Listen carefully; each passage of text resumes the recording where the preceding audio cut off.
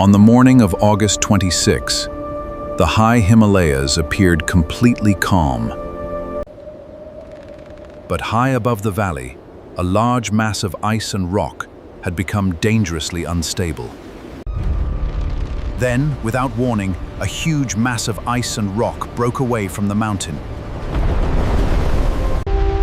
The falling ice and rock crashed into the Lhende Khola, forcing enormous amounts of debris into the river.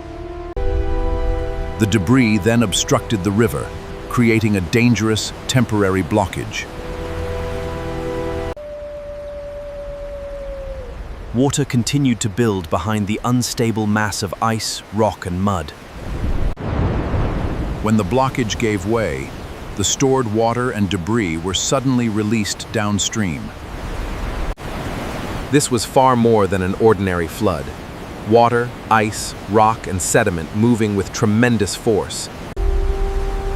The surge raced through the Tibetan side of the border toward the Gyirong region. Within a short time, the flood reached roads and infrastructure in Gyirong.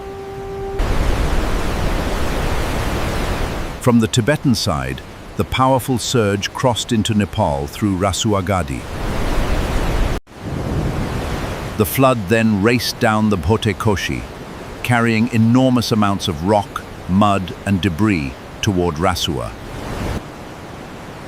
At Timur, the sudden flood reached the settlement with enormous destructive force.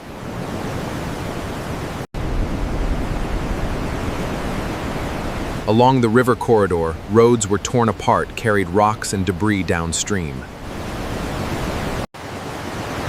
Then the flood entered the Trishuli system, spreading its force much farther downstream. In a remarkably short time, the Trishuli rose to dangerous levels. When the water finally began to recede, it revealed a landscape transformed by mud, rock, and destruction. What began high in the Himalayas had become a devastating disaster across a long river corridor. Far above the destruction, the mountains still held the key to what had happened.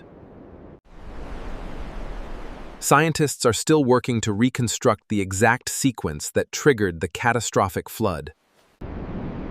The flood began with a sudden mountain collapse.